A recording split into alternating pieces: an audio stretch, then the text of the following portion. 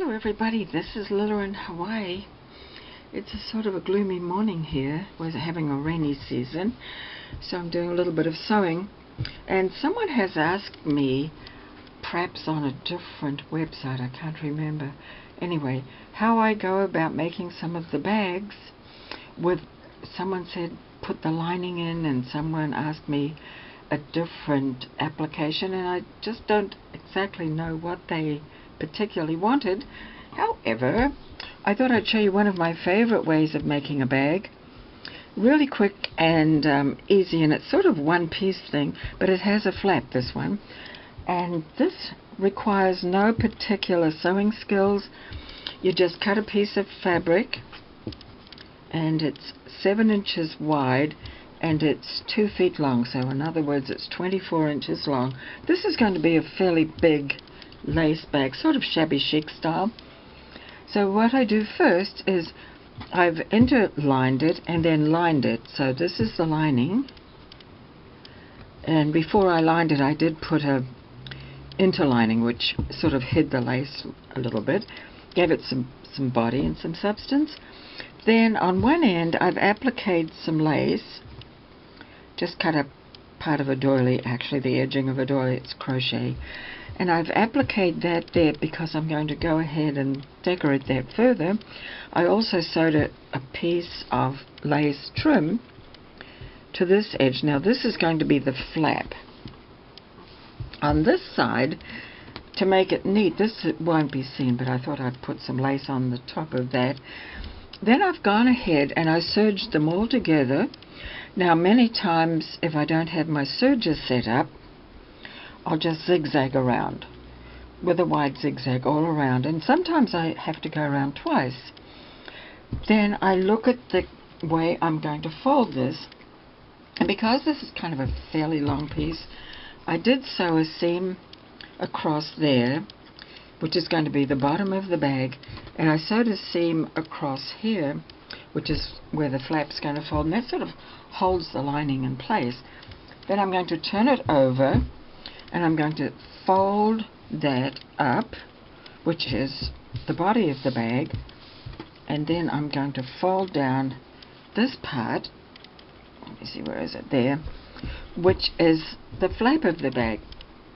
Before I do any side seams or anything, I am going to add some fringe. I had this nice fringe and I thought that would look pretty good if I put it under there. So I'm going to go ahead and do that right now because that's the next step. So I've gone to my sewing machine and I've put a fairly long stitch, and I'm just going to sew it to where I've got this trim on the bottom here, and I'll sew it inside there so it hangs down. I've got to make sure that this other piece, this triangle, is up. And then I'm just going to sew it right on the edge, leaving a little bit, maybe a centimeter on each side, hanging off the sides. Okay. Got to be careful with fringe too that you don't catch the fringe itself. This was all in a bag and it was all curled up, wrinkled up, so I sprayed it with some linen spray that I make. Linen spray, by the way, if you want to know how to make it, my method is vodka, lavender essence, real lavender oil, distilled water, and a little bit of alcohol, rubbing alcohol, isopropyl alcohol. Okay, alright, now I've sewn that to that side, and there's not much more to do to this. This is kind of on the way, and I've left a little bit overhanging on this side, and I'm going to cut that off there. Leave about a centimeter there on that side, and you'll see why in a minute. Okay, it's enough for a tassel. If I was to want to make a tassel, I've still got that little piece. I could make it into a tassel, put a button on top or something like that. Okay, now I'm going to actually use a couple of pins, which I don't like to do too much, because I want to make sure that the body is fitting correctly there, and I'm just going to pin it in the center. And it is a little bit poofy because it's got two linings and it needs that. So I've folded it into place.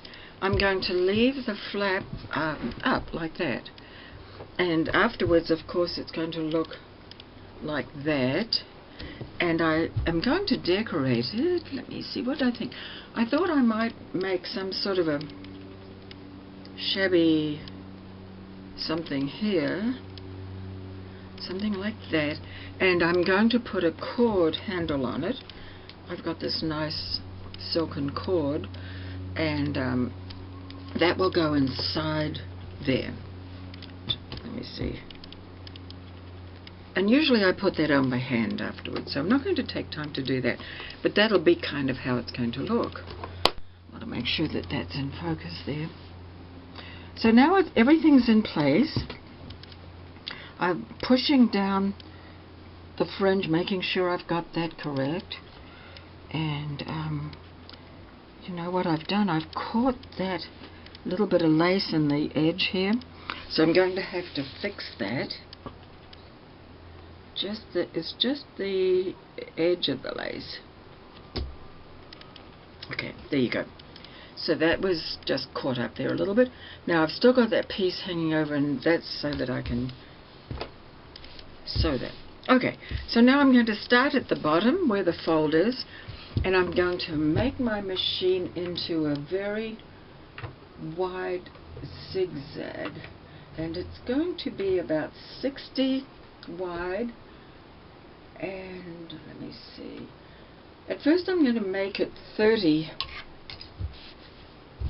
so it's on my machine it's 30 and 60, and I'm going to start doing that, and probably, as I say, I will have to go over again. So the first thing is to start where the fringe is. Well, I may have said I start at the bottom, but I would be turning it over, and I really don't want to do that. I want to watch what I'm doing more. So normally I do start at the bottom. Anyway, to start I'm knotting it off. I've got a knotting thing on my machine, and I'm just going to sew again. This is sewing the edge of the flap. This is outside seam, by the way, for a real shabby chic sort of look. It's good to have a use for the serger because I don't make garments anymore, and so this is very handy, particularly when you're using materials that fray or lace or something like that. And I think I'll just go back on this. Okay, so I've sewn one side. I've sewn this side. I sewed right up to there, the flap. And later on, of course, I'll trim. Now I can sew from the bottom on this side. Just make sure I've got that correct here.